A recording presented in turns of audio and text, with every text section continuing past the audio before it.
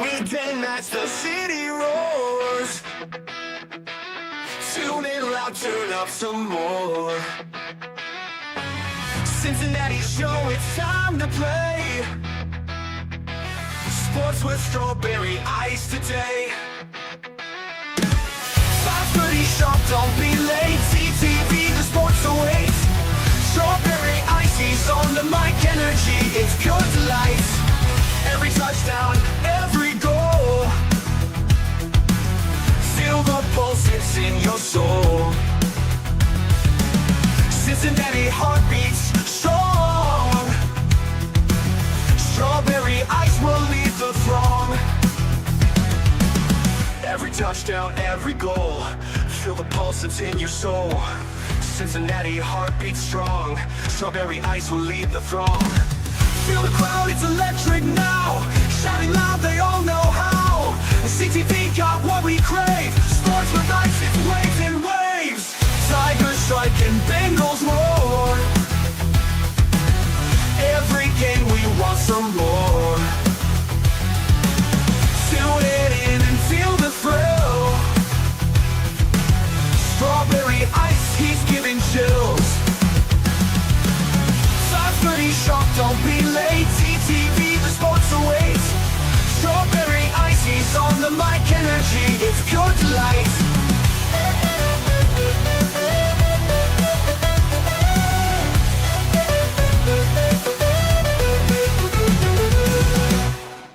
Hey guys, what's going on? Welcome to the show. This is Sports with Strawberry Ice. I'm your host, the Iceman, Jeff Trunapole. And as always, I'm bringing you sports from a West Side point of view right here in the great city of Cincinnati, Ohio. And I'm coming to you live from the Ice Cave. And the Ice Cave is brought to you by Priority Lawn and Landscaping. It's not springtime yet, but it's nice and sunny out there. And before you know it, the grass is going to be green. You're going to want to get that landscaping project done, your shrubbery, the weeds out of your flower bed, that paper patio, whatever you need. Give Priority Lawn and Landscaping a call at 513-430-6114. That's 513-430-6114. You can also find them at Facebook or on Facebook. Priority Lawn and Landscaping. What's up, guys? I know it's an early show today, but when you got a guy who is one of your favorite guys to get on here and he's got a basketball team that he coaches all the time and it's hard to get him on and he can only come on at 11 o'clock a.m., you do a show at 11 o'clock a.m. So we got Richard Skinner coming on here shortly. What's up to everybody in the chat? Not that many people in. Like I said, it's 11 in the morning. We got Stranger in there, and we got Username in there. What's up, guys? All right, so Joe Burrow has been on a media blitz. That's how this can Joe Burrow's big push. Can he keep his core together? I think he can. There are reports that I put this out yesterday. James Palmer is saying that there is significant optimism regarding wide receiver T. Higgins remaining with the Cincinnati Bengals. That's going out there. Joe has said he's willing to restructure his contract. He also throws Mike G in there too as one of the guys they want to keep. We'll see. Everybody keeps saying, you can't keep everybody Strawberry, and we still got to fix the defense. I still think there's room under the salary cap to do all of this. But I am no mathematician. I have no idea. But somebody who might know a little bit more than me, he's the man. He's Richard Skinner. What's up, Skinny? How we doing? Good, man. Good. I'm glad I finally got you back on the show again. You are a busy basketball coach. Yeah, it runs from October till about mid-March, you hope. I coach at Beechwood High School over in Northern Kentucky, and yeah, it's either practice after school every day or a game, and the games are coming fast and furious. I think we got 4 next week. We got 3 this week. I feel like an NBA team, other than hopping on a plane and having to travel somewhere. So when are you getting Luka on your team then? You know, I wouldn't mind having Luka. He's not too far removed from high school, as you know. He's only 25. I know. I thought he was older than that. I'm like, holy crap. I think he started when he's in the NBA when he was like 19 or something like that. I think that sounds right. Yeah. Sheesh. Anyway, all right. So Joe Burrow is making a huge push, and this push to me is the most pressure that a player has ever put on the front office. And what I like is he's basically laying it all out, saying he's willing to renegotiate. All the guys want to stay together. He's basically going, Bengals, the ball's in your court. It's your move. And to me, this is different than anything that Carson Palmer or anybody has ever done toward the Bengals. And it's interesting to see how the Bengals are going to handle this. Yeah, it really started that night in Dallas after Yes. the Cowboys game. And I can still remember us as media members kind of looking at each other going, did he really just say what he said? Okay. Right. Because I don't think it's a matter, and I know everybody's perceiving it as him putting pressure on the front office, and I guess in a way he is. I think we all understand you're not going to pressure that front office into decisions. But I also think that he has to be involved in this process from a renegotiation. And I want to be clear, renegotiation doesn't mean Joe Burrow's pulling any of his money back. It just means a restructuring of his contract. And I think he's fully aware that that was going to have to happen in order to make this happen. So he has to be part of that process. And obviously him saying he's willing. I think then it just comes to, where are we in the negotiation process? What's the number that T's camp is looking at? What's the number that the Bengals camp is looking at? Because to your point, and this was just an exercise. I did it. The Athletic had a great piece, Paul Dehner Jr., where you can do it. There's a spreadsheet. I love the exercise. The first time I've written a column off of it. And I decided I'm going to do one today, actually, after we're done with this podcast, where I don't re-sign T and see what I can do with the money. But the one I did on Monday, I extended Trey Hendrickson. The extension for Jamar Chase really isn't going to kick in this year, so that really didn't affect this year's cap. Right. I re-signed T. I re-signed Mike Gesicki. I was able to go sign Brandon Scherf, Dre Greenlaw, Jeremy Chin. I used the first-round pick on an edge rusher. I signed Derek Barnett as insurance. I drafted Deion Walker in the second round at a Kentucky defensive tackle. And I can't remember. I think I actually signed. I signed Poona Ford as kind of a stopgap tackle. You can't get all the money. So can you get all the things done and get high-priced free agents in here? Of course you can't. But can you still get other things done? And again, as Paul points out in his story, it's not a perfect exercise. Again, the dollar figure they used for T was $23 million towards this year's cap. And usually when you see figures, the money in the first year is a little bit less because you can start to prorate the signing bonus. There's less base salary. Most contracts are backloaded base salary to where that's where you get out from under. That's where you have salary cap casualties. I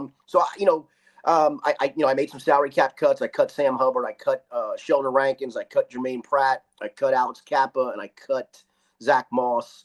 I signed Samaje Perine for a couple mils of backup. So I was able to do it all. Get him back. And that's I think to the point of what Joe is saying, it can be done. There's no question about it. Again, the figures may be a little off, and it may cost a little bit. It's going to be around. Yeah. I think you're in a ballpark. Absolutely. And again, like I said, I want to see the exercise today when I choose not to re-sign T and where that money goes and what you do from a draft perspective, because at that point you probably have to draft a first-round wide receiver. But I think it can be done. I know Joe's push is perceived as putting pressure on the front office. As I mentioned, you're not putting any pressure on them. They live by their own words. But I think, again, he knows he has to be a part of this process, and he's obviously been very willing to say, hey, I'm willing to restructure my contract. Right, which for Joe, and this is covering the last couple of years, going on this media binge or whatever you want to call it that he did yesterday. Now, he got paid for it. The FedEx paid him to do it, but still, he doesn't need the money. He doesn't like doing this stuff. No, he does not. So it is important to him to do this, to get this out there, to get this narrative out there that he's willing to work with it with the Bengals and the players all are too. So I think that's a big step. And to me, as a fan, I think it's good that it's Joe's way of communicating with us too. Like, look, we all want to stay here, and we think we can add to the team. Which the thing you did with Paul Dehner, that helps. I recommend everybody trying to go do that because there's so many people that tell me like, we can't sign everybody. We got to fix the defense.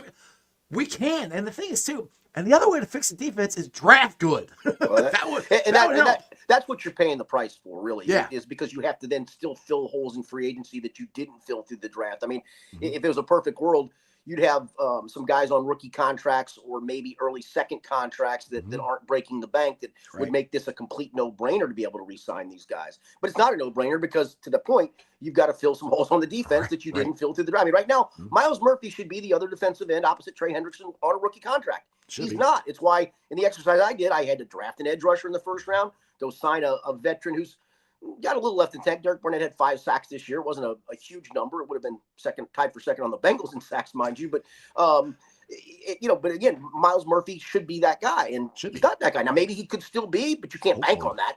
Right. Yeah, hopefully. I mean, I think he got better once he got more playing time, which that's one thing. I want to ask you this question. When and this drove me nuts all year. And I love Sam Hubbard. It's not Sam Hubbard hate. He was hurt.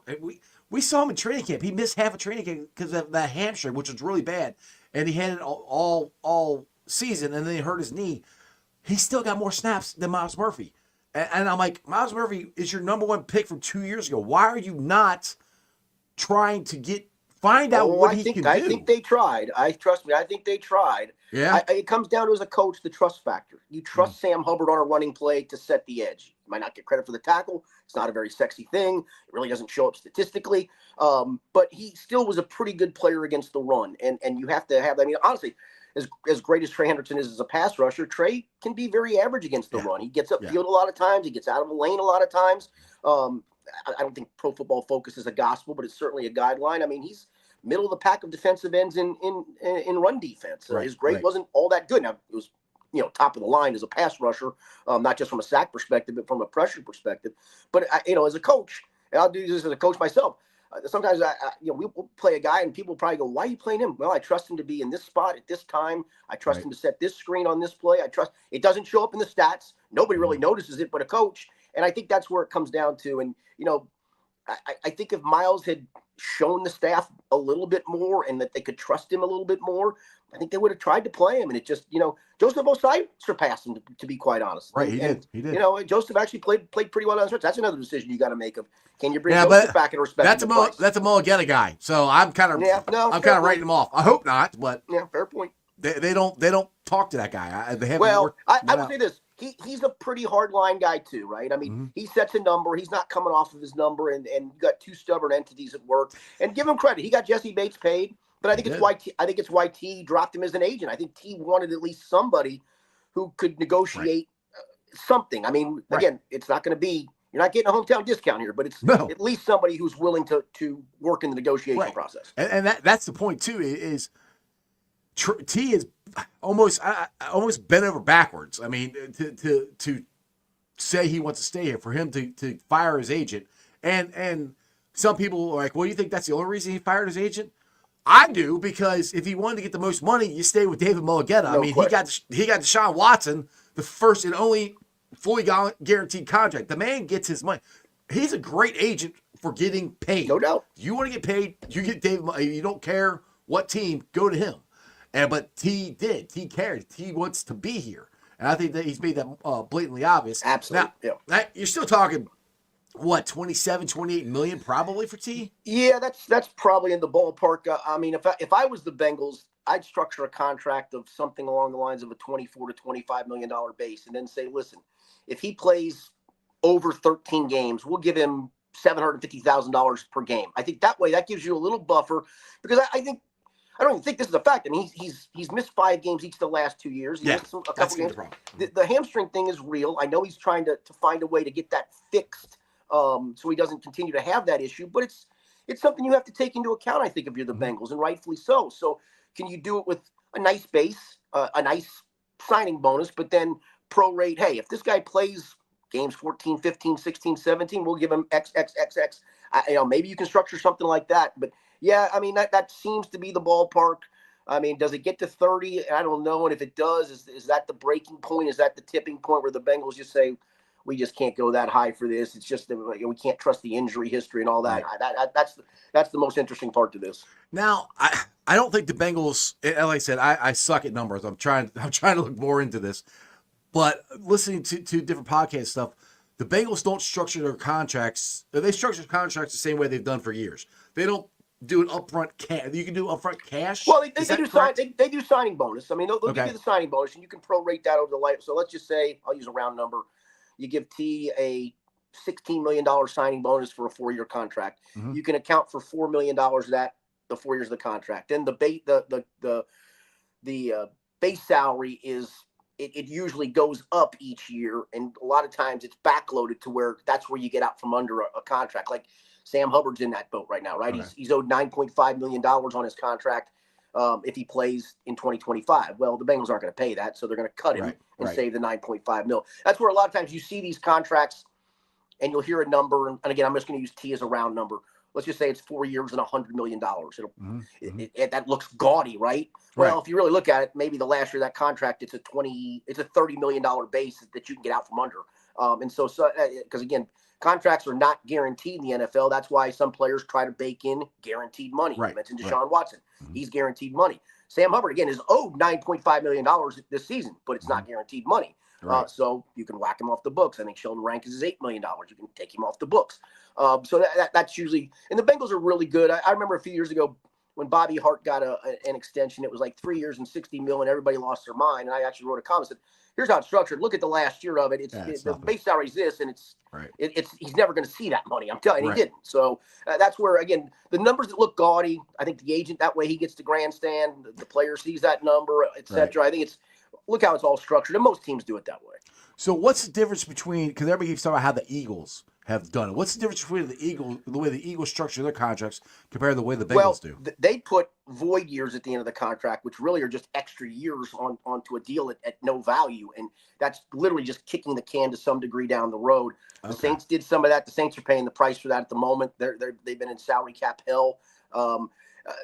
Listen, I don't think the Bengals do it perfectly. I don't think it's as bad as people think it is. I think they've done a pretty good job of paying guys, not over, I mean, you can argue if they should have paid Jesse Bates, but they drew a line in the sand, and in retrospect, completely wrong decision on their part because they're still trying to find the replacement. They didn't play the Whitworth game very well. They're not very negotiable. They're not very, very, not very friendly, but they do pay. I will say that. I mean, they will spend.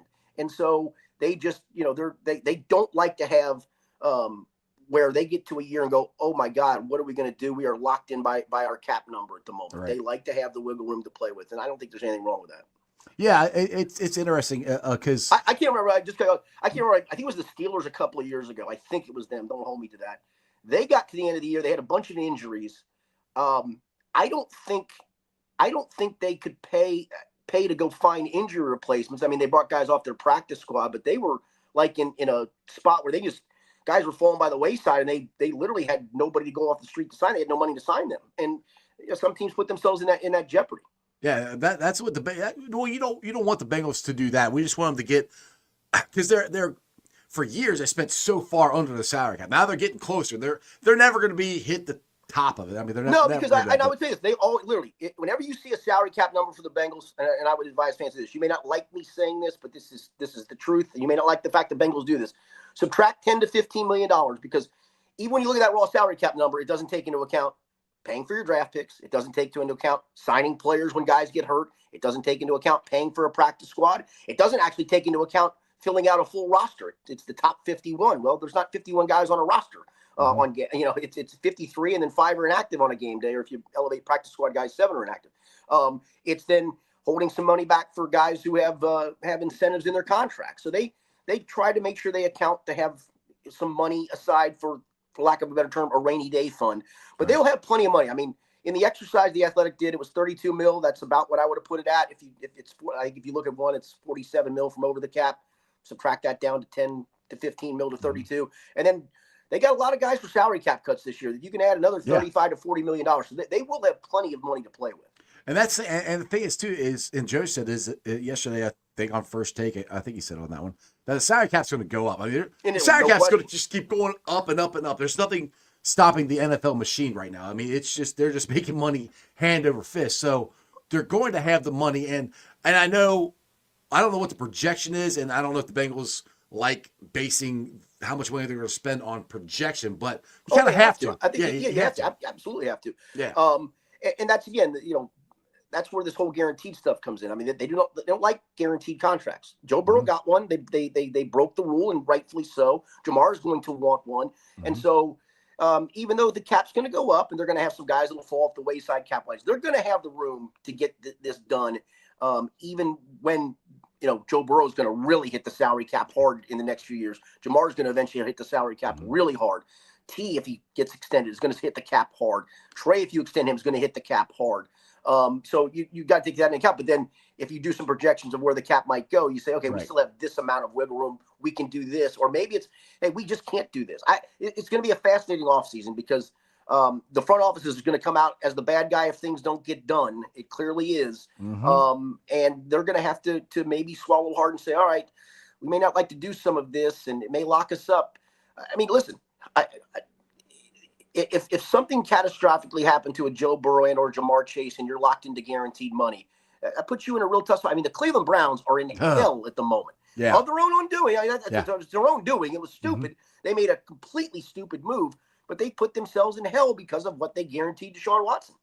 Absolutely. And that's what – and you see the Bengals being scared or I won't say scared, but their fear is that happens, Sure. That they locked into something that they can't get out of, which I understand.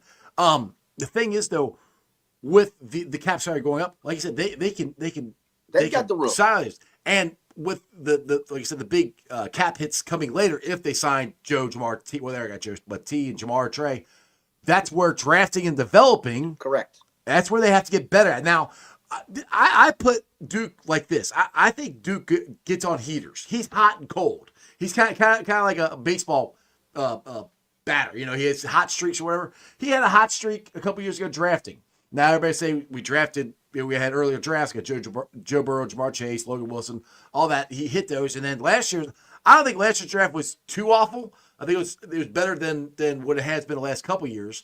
And this free agency, first couple years they started signing people, he nailed it. I mean, they did awesome. And the last couple years have sucked, other than Orlando Brown. Maybe he's back on a heater again with the draft, with the draft last year, and not the free agency, but maybe we'll get back on a heater this year. I mean, they have to, and that's the whole part of it. You got to have guys on your roster on rookie deals performing at a everybody level does. Everybody does. Yeah, that's correct. Everybody does, especially maybe more so the Bengals paying the stars they're about to have to either pay or let walk. I mean, if you're going to pay them, then you absolutely better start hitting on these younger guys who can step in and perform, because you're not going to be able, at that point, you're not going to be able to pay it. You're not going to be able to go, all right, we're paying these 4 guys, and yet we can't get anything else right. We got to fix this spot, that way. You're not going to be able to. So you better start hitting on some draft picks for sure. And I'm with you. I mean, Marius Mims certainly looks the part. Not all pro level yet, but certainly clearly starter level player. And that was a good thing. Chris Jenkins had some flashes, but you need those guys to continue to evolve. Yes. And there's no question about that. And that's the thing that I think was Lou's downfall. Other than, I said nobody yesterday, but I was actually wrong. Logan Wilson's probably the only guy, maybe Keem Davis Gaither, that they drafted while he was here and developed. Everybody else really hasn't. You're out of first round picks on defensive side. I mean, you got Dax Hill, who's supposed to be a safety. I think he's gonna be a good cornerback, to be honest. But that's not what they drafted him for. You got Miles Murphy, who hasn't done anything, and hopefully he turns around here. But that, to me, was one of Lou's biggest downfalls, is the guys they drafted, and whether he signed off on them or not, he is the defensive coordinator. He's got to get something out of these guys, and he hasn't. Yeah, no, there's no doubt about that. And I think it costs position coaches their jobs too, because they're probably on the day-to-day basis, they're probably more hands-on in the development than the coordinator is. But right. And listen, let's face facts. This has always been sports is a scapegoat league, right? I mean, somebody pays the price for it. I mean, I think some of Duke's comments about at the Senior Bowl to Kelsey Conway, the Enquirer, of, I think we have talent on this roster. We just got off to a slow start. Well, that seems to me like, hey, don't blame me for the talent. It felt like that was hey, Zach, it's now time for Zach Taylor to get more out of this roster. And so, again, everybody's trying to pass the buck. I mean, it's just, that's what it is. And it happened. Lou understood that. Trust me, he clearly understood that somebody was paying the price for this season. It was going to be him. And that's just sports in general. I mean, somebody always, it usually starts with a coordinator and then moves to the head coach. And then finally it goes to the GM. Well, I don't know about that in this case. I think that's the frustrating part of, if Duke Tobin doesn't do his job, where's the accountability for him? Right. And that's the thing. I said this when because Zach came out and said it was his decision to fire Lou. And you can believe that? That's what Zach said. Yeah. So that's why I'm going by what the statement was.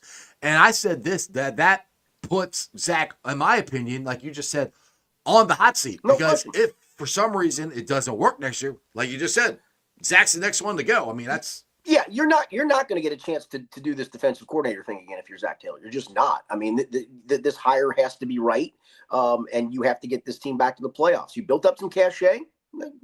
I know people probably wanted him fired, hell, 2 years ago when they didn't make the playoffs. I get it. That's fandom, but that's not realistic. I mean, he built up some cachet. But now, to the point of, okay, Coordinators got scapegoated, defensive position coaches, offensive line coach.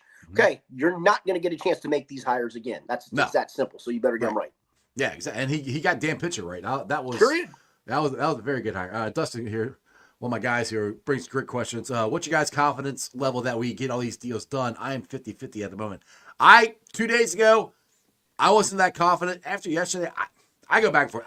It can get done. I think it will get done. I'm pretty confident. But ask me next week. I might change my mind. Yeah, the Marr deal will get done. Yeah.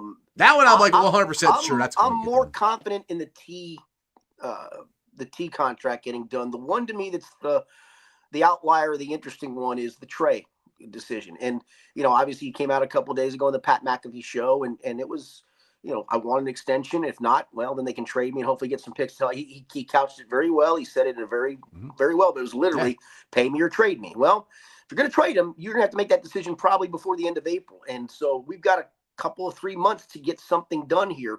That's the one to me I'm less confident about. I'm not saying it won't happen.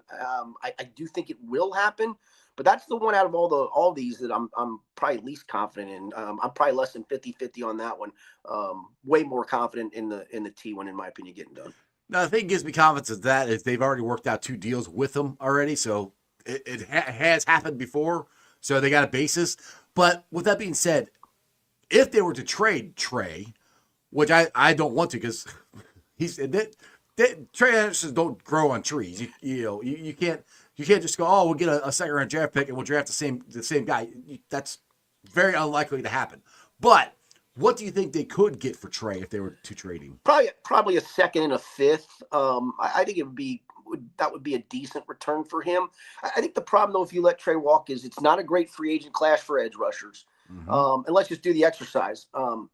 I'm probably not going to do a third column where I don't extend Trey. I don't want to see where that goes because, in that exercise, I was trying to find an edge rusher at a decent price to at least. Right. And the ones that are actually high price, I looked at. I'm like, no. So you're trying to find a complement to Trey at the moment at the end spot, not have to replace him and then fill the other end spot. Right. And yes, can you draft an edge? Sure. There's some good edges in this class to draft.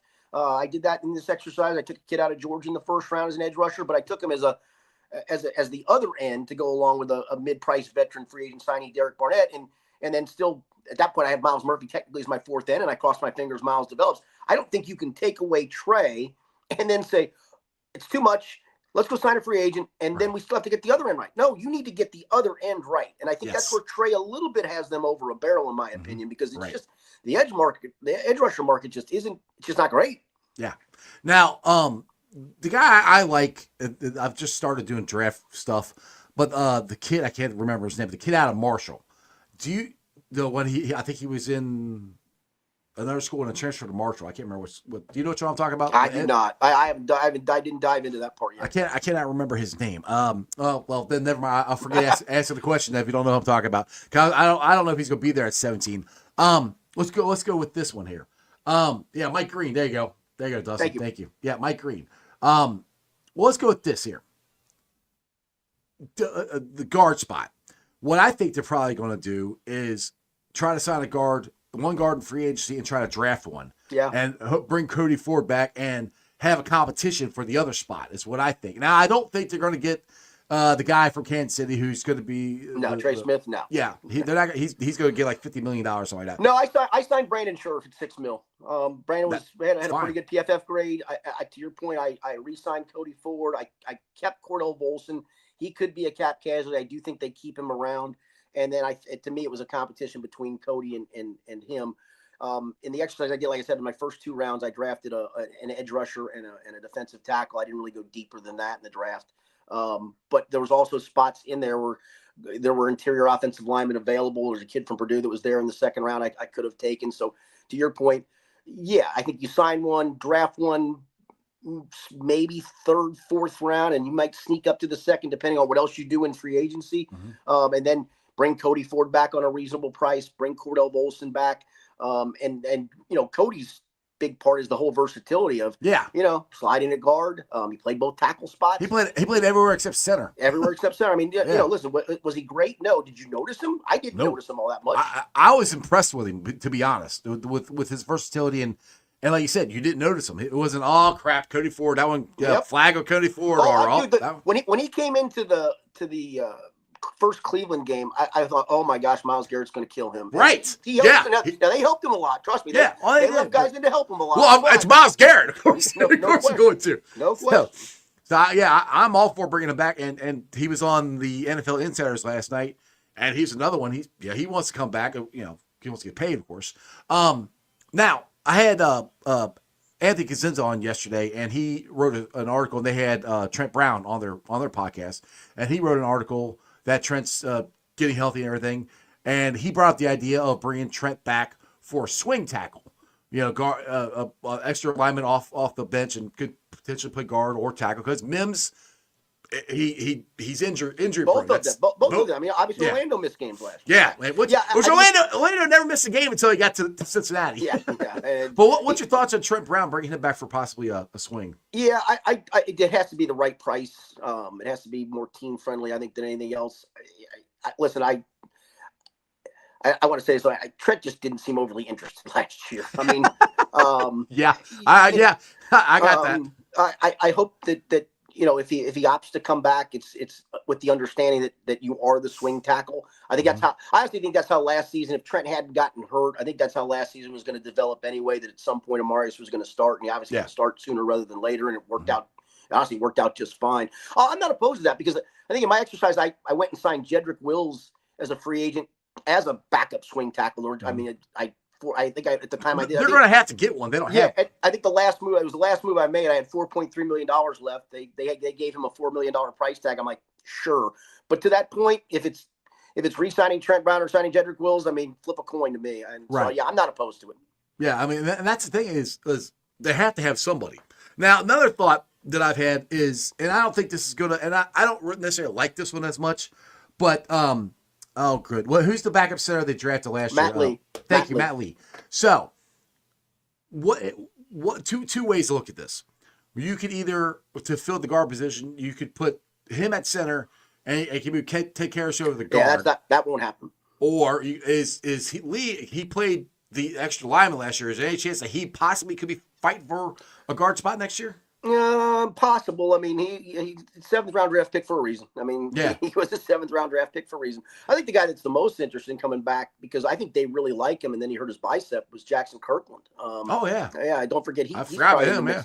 He's still in the mix a little bit. So you have some depth pieces, but I do think to the point you got to go sign a starting caliber guard. I mean, and they did that with Kappa. Listen, I thought Kappa served his purpose completely. Kappa was fine. He played hurt last year, and I think that showed. And at some point, then let's find the next Alex Kappa. And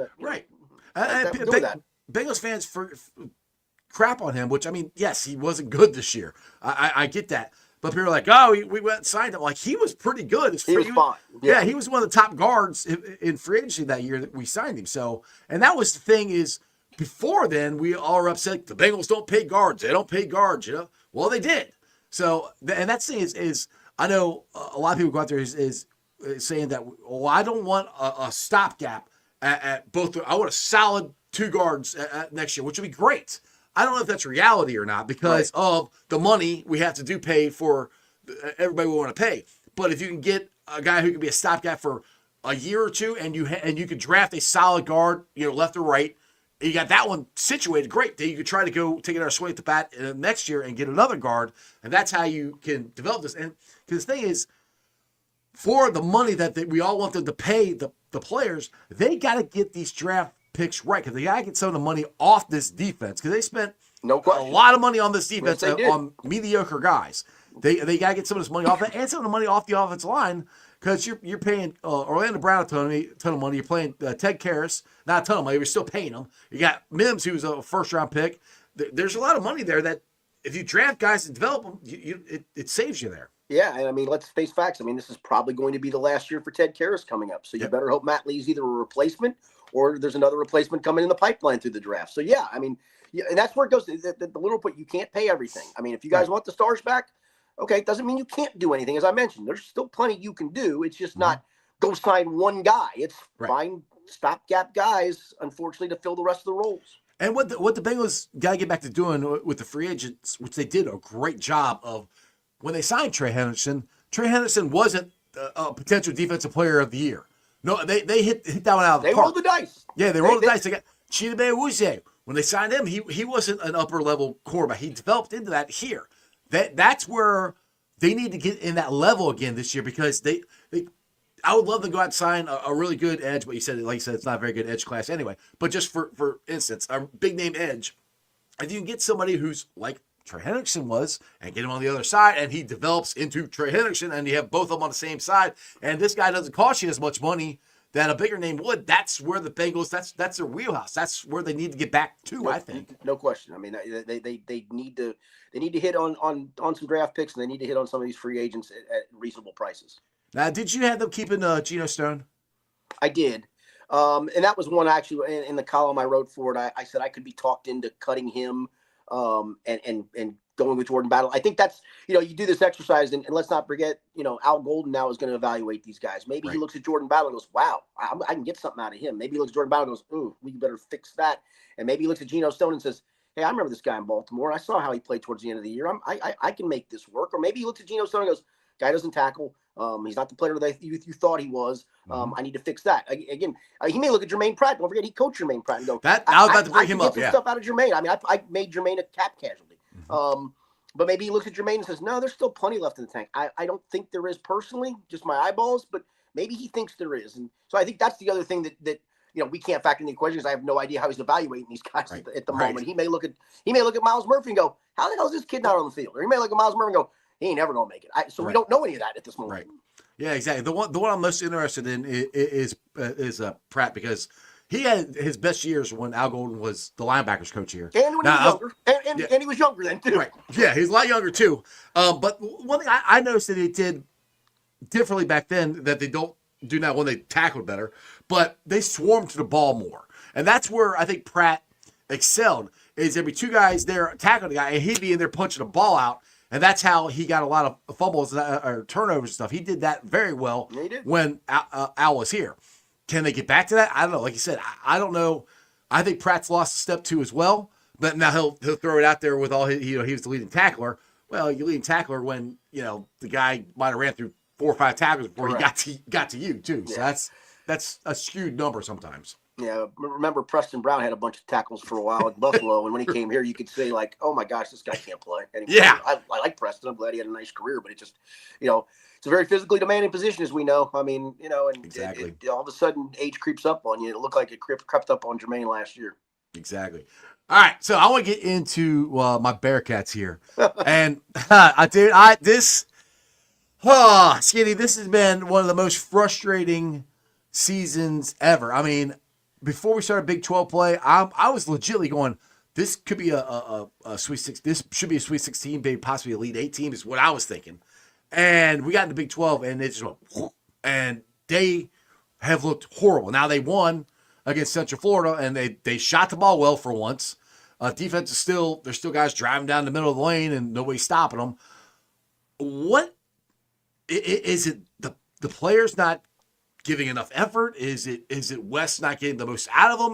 They look better than Central Florida. What do you think of this? Yeah, I thought the West Virginia game, I thought it was a little bit of both. I thought the players just absolutely quit in that game. It was embarrassing.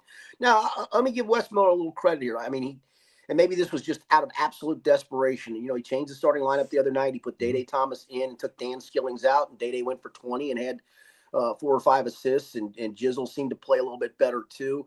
I've said this before. I think just from a pure talent standpoint, it's just not an overly talented roster. I mean, I'm shocked by that because I thought it was a very talented roster. Yeah, I mean, I know there was some thought that Dan could be an NBA guy. I've never believed that. I thought he could maybe develop into that, and it seems like he's regressed. I mean, there's just not an NBA guy on the roster, and to win in a league like that, you better have at least an NBA dude. I mean, at least an NBA dude, maybe a couple of NBA dudes on your roster. And they just we should have one coming next year. Now, again, maybe the Dey move because Aziz Mandego had a great game, went 7 for 8 from the floor. Dylan Mitchell had a good game. Again, maybe this was a one-off. Maybe this is just Central Florida because of them. Yeah, the thing that you're going to know is, I mean, they got 2 winnable home games coming up. BYU, and I say this only because they're home games, but they're winnable. BYU and Utah. I mean, is this the point of the lineup change is going to fix everything, or is this just literally a one-off? What does this do to Dan Skillings coming off the bench? Is he going to sulk more, or is he going to be lit and maybe he plays more relaxed? I wanted to use the knee as an excuse, and from what I understand, it's not the knee. And for whatever reason, man, for about the last 3 weeks, he just hasn't looked even close to the same guy. It feels like he's gone and hid, for goodness sake. So we'll see these next. I think these next 2 games are obviously the biggest part to this, to see if they can fight their way back into NCAA tournament conversation. I don't think they will, just because of what's left on the schedule after that. It's just going to be probably too much to overcome. But they got to win a lot. They got to win a lot of games. No doubt. They do. They absolutely do. But you get a lot of opportunities, right? I mean, you go play at Iowa State on the road. That's a big feather. I don't think you can beat them on the road, but you do. It's a big feather in your cap. But first and foremost, take care of these next 2 home games, and then we'll see what this team might be able to do down the stretch. Another guy that's shocking me is Lukosius. I think he's lost confidence because I saw him drive. He's not very athletic, in my opinion. But he's passing shots up, Skinny. That's the part that I don't understand. Yeah, he drove to the basket the other day in Central Florida, and he had to just go up and shoot it, and he shot faked it, and then he's looking to pass the ball. Last year, he's throwing that up there. Yeah, I don't know what happened. I don't know if you remember the Arizona game. I think it was the Saturday before the Bengals played the Steelers, at Arizona home game, where they had the big deficit and came back. Mm-hmm. He actually, they ran a set for him, and he had plenty of daylight, caught it at the top of the key, and to your point, hesitated there and passed up the shot. Yeah. And maybe it's just he doesn't feel like he's athletic enough at that level of competition to get that shot off. Where in non-conference play, I just need a little bit of daylight because these guys aren't good enough to come check me. In the Big 12, you get that in the back of your mind of, I don't have any room. Well, sometimes you do, and when you do, let it fly. And he needs to get back to that, because he was really good in the non-con, and like a lot of these guys, they've just struggled when they've gotten in the Big 12, and that's why I go back to this. Is last year was fun because it was scrappy, right? That they ran all those games, and you really didn't know what to expect. And okay, they can play at this level, right? Well, maybe they can't at the moment. They can't, right? And Dan Skillings, not this last game. Whoever they played the game before that, I can't remember. He got the ball in the corner, and the guy ran toward him, and instead of doing a shot fake and drive, he does a fadeaway 3-pointer from the corner. I'm like, it's like we have no basketball IQ in there. I'm like, a guy's running at you, do a shot fake and drive. I mean, go dunk it. Yeah, go dunk. Yeah, go dunk on him, man. Because he is one of the guys athletically that's clearly good enough. Clearly good enough. And again, obviously something's going on. I mean, for him to be taken out of the lineup, putting Day in, I think it's the right thing to do. You had to do something different. And Day had a good game. He had a great game. He had a great game. And so, again, maybe that's something you can now hang your hat on. Okay, this is now my lineup going forward. Dan's going to play this many minutes in a backup role. And maybe Dan gives you a shot off the bench on occasion of 12 to 14 points. And that's a big bench add. So, again, these next 2 games to me will tell a big-time story. I mean, hopefully Day can do what he did, because the other thing is they haven't had one consistent guy that they can go, all right, here, go give me a shot. I thought that was Jizzle. I think everybody thought that was Jizzle. And it hasn't been. It hasn't been, not at all. I mean, he did a drive the other day where he made a great crossover and had a wide open layup, and he throws it way off the top of the backboard and misses the layup. I'm like, what are you doing? I mean, is he afraid to? There wasn't anybody there to block a shot. I mean, I don't know why he threw it. It's just stuff like that. It's just, I don't get it. Like, what are you seeing? There is a weird psychology of players who I think they just think it's embarrassing to get their shot blocked, and I don't know why that is. I often we had a drill yesterday where a guy had to chase a guy length of the court and try to come from behind and block a layup, and there were so many guys looking over their shoulder, and I finally stopped it. I said, fellas, stop worrying about getting your shot blocked. 90% of the times that ball is going out of bounds, and guess who gets the ball? We do, underneath our own basket, to maybe score 2 points. It's okay. It's not an affront to your manhood to get your shot blocked. It's just not. I mean, it happens. So the more you worry about it, the less you're going to focus on making the shot or drawing the foul or whatever. And to your point on that play, it felt like, I can't get my shot blocked. You can. It's okay. Life will go on. 90% of the time, either you may get a foul call because of it, and usually guys want to swat it so far instead of keeping it in play. They throw it out of bounds, swat it out of bounds. Great. What did you just do? Okay, you prevented 2 points for the time being, but we're going to get back here on the underneath out of bounds play. Yeah, I think it's more embarrassing missing a freaking wide open layup. I mean, this team has missed so many bunnies. I mean, no, they have. They slam it out the backboard. I'm like, what in the hell? I mean, it's right in front of you. And for a team that's really scoring challenged to create offense, I mean, you got to take advantage of those. Yeah, you cannot miss those. So, all right, with that being said, I mean, I would love you to be right, and they win them and have a shot at making the tournament. Well, I think it's a long shot. But it's a long shot, yeah. I mean, I'm as optimistic a fan as there is. I don't see it. But I'm hoping we at least build momentum and going into next year, because next year West does have a really good recruiting class, and we do have guys on there that could be potentially be NBA players. Well, so Yeah, what's your thoughts of next year? yeah. I mean, I mean, Sean Abayev's one of those guys for sure. Yeah. It's a matter of who leaves. What can you do in the portal? You still have to work so hard in the offseason. I mean, one or two guys coming in, that sounds great in theory. Back in the day, that would have been it, because you've had guys in your program and you know what you got coming back. And hey, I'm going to add these pieces to what's coming. Now it's, wait a minute, I'm only going to have these two guys back, and I'm getting these two guys, and I still got another 8 or 9 players I got to find in the portal. You know, it's a strange new world, man. It really truly is. I wouldn't want to be a college coach for anything, even that money that I'd get paid. I mean, it's certainly a nice little cushion, but I mean, to fight this portal stuff every year, and then, you know, how hard do you coach him? Because if you coach a guy too hard, does he get his feelings hurt and say, I'm going somewhere else because you coached me too hard? I mean, really, I think that can be a problem too. You know, I feel for those guys, because, you know, you sometimes you do need to coach hard. And in this portal day and age, you know, then guys make business decisions. I don't know if it's happening here. Podcast I do with Rick Boring, we were talking about Kirk Creesa from Kentucky. He's a backup point guard. They don't have either one of their point guards at the moment. Lamont Butler's hurt, and Kirk Creesa, from what I understand, can come back, and maybe he still does. But he also has only played 9 games, and the cutoff to get a redshirt year is playing in 10 games. Has he now made the decision of, I don't like my situation here. I'm not going to burn my year of eligibility to come back for this team. I'm going back into the portal, and I get it as a player. I fully understand that, Right. but that's a tough world to be coaching in at the moment. Yeah, because the coach not only has to recruit guys from other teams to come to his team, he's got to re-recruit his own guys too. Absolutely, no question. Again, that becomes hard to coach, because I guarantee there's some guys that just don't take. I know don't take hard coaching. It doesn't mean you always got to be a hard ass, but there's times you got to coach hard, and if guys can't take that, well, I'm sorry that I drove you off, man, but I'll go find somebody else. Right, exactly. Now, as being a Kentucky fan, how did you feel about Calipari getting booed coming in the rough? Yeah, I didn't think it was too over the top. There was a little. I thought they would have cheered him and then boo him. I don't know. I get it. I just think it's now he's an opposing coach. Yeah. I didn't think it was too over the top. He did have some fans with some nice signs in the stands, some fans that had detractor signs. And listen, he eats that stuff up. I guarantee you, he told his players, "I'm going to get booed, and we're going to thrive on that." And then to his credit, his team comes away with the victory, so he gets the last laugh.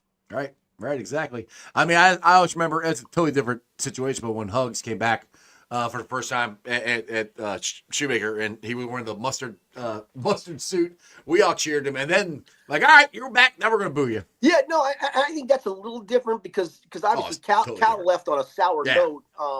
Bob left on a fans wondering why did they boot him out note. Right. I mean, we still loved him, and we're still wondering that almost 20 years later. I'd still want to know. I think those situations are different, but then to that point of, okay, now you're the West Virginia coach. Okay, now you're against us. Yeah, exactly. All right, T, one last thing before I get you out of here. Next week, pitchers and catchers report. What's your thoughts on the Reds offseason? I mean, you giving them A, B? Where you at on them? I'd go B. I know I know people wanted that big bat, and the Lewis Robert discussion, who I wasn't overly enamored with, and what it would have cost you to get a guy like that, who I'm not sure you can even count on him. He's not exactly Mr. Hustle, and gained a little bit of weight. His numbers weren't very good. I thought they made some serviceable moves. Signing Austin Hayes as a right-handed bat, I think is a good one. He's got almost an 800 OPS against lefties. They were awful last year against lefties. And I think anything they were going to do, and this is the part that's hard because nobody wants to. The thing I think that was always a big part of the plan was you're expecting to get what you were thinking you could get from CES. You're expecting Matt McClain to come back to 2023. Yes. Matt McClain. Yes. And that's a fair expectation for this team. Yeah. And then you added a starting pitcher in Brady Singer. Now you're six starting pitchers deep, maybe even 7 if Wade Miley's able to give you something. And the back end of your bullpen got better too. Absolutely. Taylor Rogers has been a durable, solid guy who's close. He's got a 30, maybe 2 30 save seasons. I know at least 1 30 save season. At least one, I know. Yeah.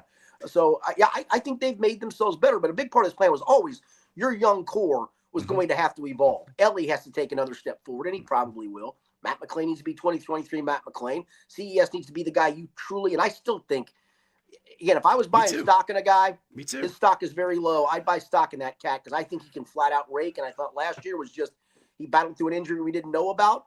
And then once we did, okay, now I can see why maybe you struggle, my guy. Me and my son got into a discussion for about an hour the other day about CES, and I'm like, dude, I think he can be that power bat. He can be that 30 home run guy. He's like, he was horrible last year. I said he played for a month. And he played hurt for most of that month. Yeah. I said, look what he did the year before. You know, he hit 30 homers between the AAA and the minor or the majors, and he was killing the ball. They kept him down there at AAA, my opinion, longer than they had to. So I'm expecting a big year out of him. Austin Hayes, if he can get back to his All-Star year, because it's not too far removed. It's a couple of years removed, and last year he played with leg injuries and a kidney infection. Yeah. And so I kind of take last year with a grain of salt. You could also say, well, maybe he's 29 going into 30. Is that when you start to not, your peak years are maybe behind you? I don't know. I think it was worth the flyer to take him. I really do. I mean, at the very least, I think he's a platoon bat in the outfield. And they need that with so many left-handed bats. Yeah, you can platoon him and Jake Fraley at the very best. I mean, some people say that with him in playing at GABP, his stats roll out to like 28 homers a year. I'm not saying he's going to do that, but I'd take it. Sure, I mean, they could. That's at a very reasonable price. And honestly, I'm not sure Lewis Robert would have done that. I don't know how many games Lewis Robert would have played for an exorbitant price. So right. I know that it would have been nice to get that big name, whoever it was. I just don't think it ever came to fruition either because of the finances of it or because just couldn't come up with a deal to make it work. Right. Now, who are you playing at third base? That's a great question. I mean, in my perfect world, I'm putting Elliott third. I'm putting McClain at short, and I'm going to play Gavin Lux at second. Yep. I think you'll see some Jamer there. I think you'll see some Steer there. I honestly, I wouldn't be shocked if Noelvi Marte starts the year in the minors. I expect that. Yeah, I totally expect. And maybe he maybe a month or two in the minors, where he's got it at least, because remember last year he was suspended for the first half of the season. Well, gets himself back on track because he was never. I mean, he was a mess. They brought him up so fast. Yeah, I agree. They brought him up, to me, in my opinion, because they had to. But he got no time at all, no spring training, no nothing. They just threw him in there. And I think it affected him all year, and it affected him in winter ball too. Because from what I've heard, he wasn't hitting all that great in winter ball either. Yeah, no. I'm going to guess they'll keep Elliott short. They'll have some combination of Lux getting in there, some at second, McClain getting most of the starts there. You got a lot of pieces you can play with. Steer obviously played third. Jamer can play third if he had to. I think you got a lot of choices. So I don't even think it's going to be one guy. I think you're going to see a lot of mixing and matching, and I don't think that's a bad thing either. No, I mean I've said this. I love because I think Ellie's best position is third because not that he can't play shortstop, but he reminds me of I think it was Willie Green. I can't remember what the third baseman was.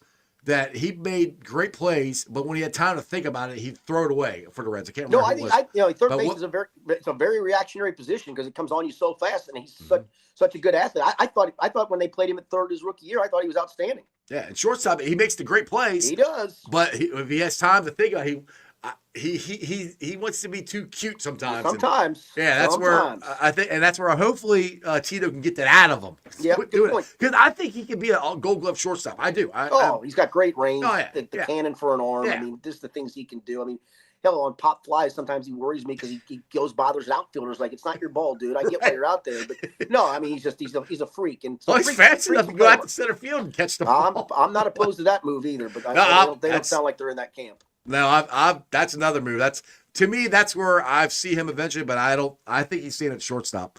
Yep. But that's the thing. And the thing with him, another discussion me and my son were getting into is he. When I say power hitters, I think Elliott's a power hitter. But to my son, that means you don't think he hits for average? Like, no. I think he can be a 30-30 guy. He can hit for average too. He's got to cut down on the strikeouts. That's the thing Elliott's got to work on. If he cuts down on strikeouts and gets down on the errors. He can be the best player in baseball. No, he's got all the tools. All the tools. There's no doubt about it. And again, he's not a finished product. I think that's the good part. I mean, the only other guy I've seen with the athletic ability that he has is Eric DeRed. Yeah. His 1987 season was one of the best I've ever seen in my life. Can beat you every way with a home run, a stolen base or two, Defensively, I mean, I remember being there, I think in 87, back-to-back nights where he climbed the wall to take home runs away from Jack Clark. It was incredible. And that was the bigger wall, too. Yes, it was. That wasn't the short one. That's correct. We're getting old. Nobody knows what we're talking about. Go look it up. I guarantee it's on YouTube somewhere. Yeah, it was awesome. All right, Skinny, I appreciate you, man. Go ahead and plug some stuff before I let you go, man. Yep. Like I said, I've got that column up at local12.com. Got the stuff from the award show last night, which was disappointing for Willie Anderson not to make the Hall of Fame. I didn't get into that with you. Real quick, I'm disappointed in that. And honestly, Luke Kuechly not getting in, local guy from St. X. They only let 4 guys in. When they started doing it and they got to the 4th, I'm like, okay. And I was getting ready because I'd already written the story of both of them making it. And I figured I'd probably have to take one out and leave one in. And all of a sudden, they're like, took them off the same. Went, that's it? That's what I said. That was it, for goodness sakes. And like I said, I'm going to write the column today on if, and this is just an if, it's an exercise. If the Bengals don't re-sign T. Higgins, what can you do with that money? It's the exercise from The Athletic. If you are a subscriber to it, I would certainly encourage you to go do that exercise because it'll at least give you in the range of, okay, here's what they can do, and they can do it all, and have some left over, and here's what maybe they can't do. Yeah, but last night, real quick, Willie not being the 5th member of the Hall of Fame I'm like, and then next year Geno Atkins will be eligible. I'm like, are we ever going to get it? And Ken Anderson didn't even sniff it. Willie was at least, he got the top 7, so he's a finalist again, but this just felt like the right time. I'm with you. I mean, whether you wanted him in or not, I'm surprised Eli Manning wasn't in either. Yeah, I mean, oh God, the white guy from Minnesota Vikings, that got in. That got Jared Allen. Yeah, that one. I think it was a good. I think his was a numbers guy. I mean, Luke Kuechly was a first-team All-Pro 5 times. Yes, 5 times. Yes, that's not easy to be an All-Pro. No, it's not easy to make the Pro Bowl, but the Pro Bowl and All-Pro are 2 different things. Yeah, it's hard. All-Pro is harder. Yes, it's extraordinarily hard. Yeah, he did it 5 times. He was a Defensive Player of the Year, and I know it was his first year of eligibility and all that, but it would have been one thing if 8 guys got in or 7 guys got in, and he was the 8th but 4. That I was with you. I was flabbergasted when all of a sudden they just stopped talking. I went, wait, that's all there was? Okay. Yeah. I mean, I was happy Shannon Sharp got in. I thought he should have got in a while ago, to be honest. I mean, obviously the brevity of his career, but I mean, before that neck injury, that dude was ridiculous. Oh, dude, him and Favre, they were ridiculous. Yep. Anyway, Skinny, appreciate you, man. We'll have to do it again sometime. Take it easy. Take care. See ya. All right, guys. Go check out Skinny, all his articles and everything, and the Skinny podcast that him and Rick Broering do. He does a great job, and I highly recommend doing the thing that Paul Dehner has done because it helps you see that if they sign all these guys, which I do think the Bengals are going to sign all of them, that includes Mikey Gesicki. Mikey Gesicki would be the last one, and that might be around the draft or after the draft that Gesicki signs when they sign him. I think Jamar's happening soon. I think T's happening soon. I think trade. I think all of them are. I'm hoping they all happen before the draft and hopefully before free agency. I don't know about if they will or not, but I hope that's what happened. But do that exercise. It helps you see the money and that they do have enough money to go get some free agents, sign some draft picks, and go into Lombardi next year. We'll see what happens. But thanks for watching, guys. I'm live streaming on ZTV Online, YouTube, Facebook, and Twitch. You can follow me on all those, along with Instagram, Threads, and TikToks. And shout out to my sponsors. If I can ever find my mouse. Where did my mouse go? There it is. Priority Lawn and Landscaping. If I ever get them up there. There you go. Check out Priority Lawn and Landscaping for all your lawn and landscaping needs. You got a paver patio you want to get done. You just want to cut your grass. Get your flower beds cleaned out. So you got leaves left over that you want to get taken out. The flower beds nice and cleaned. Or shrubbery put in.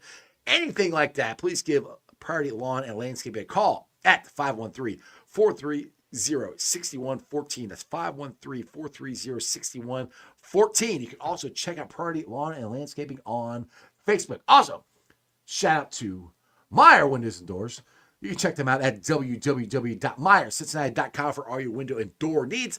I always say I got them in my house. I highly recommend you get them in your house. Once again, that's Marr Windows and Doors. And my West Side peeps, go check out Hail Mary's, your ticket to the game. They just celebrated their 1-year anniversary, I think, or the Christmas party, something like that. But they're right there in the heart of Cheviot. They got big-ass TV screen, beer specials, food trucks, free parking, which is right across the street. It's an awesome, awesome place to go check out. And again, Hail Mary's, your ticket to the game. And T Properties, quality housing for quality people. Check their website out at www.tpropertiesllc.com for all your rental property management needs and your rental property needs. If you got a rental property you're looking for, or a 1-bedroom, 2-bedroom, condo, house, whatever, check out T Properties. Got a property you just don't want to manage anymore? Give T Properties a call. Again, it's at www.tpropertiesllc.com. All right, guys. Thanks for joining me at 11 o'clock today. Again, I was on earlier today because my boy Skinny is coaching basketball. And he could never come on at 5:30, so he said, let's do it at 11 on Friday. I said, okay. I will be back on today at 5:30. I got Zim Hude on, and we'll be talking Joe Burrow got snubbed. Jamar Chase got snubbed. Trey Henderson got snubbed. All from the NFL honors. Willie Anderson didn't get in. It's frustrating. It's frustrating. Anyway, I'll see you guys back here at 5:30. Throw it up. And that's your sports, baby. See ya! Weekday nights, the city roars.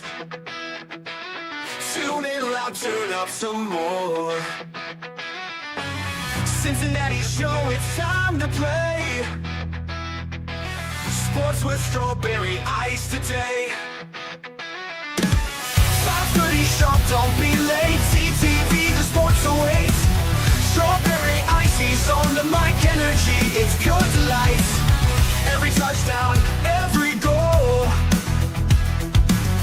Feel the pulse, it's in your soul. Cincinnati heartbeats strong. Strawberry ice will lead the throng.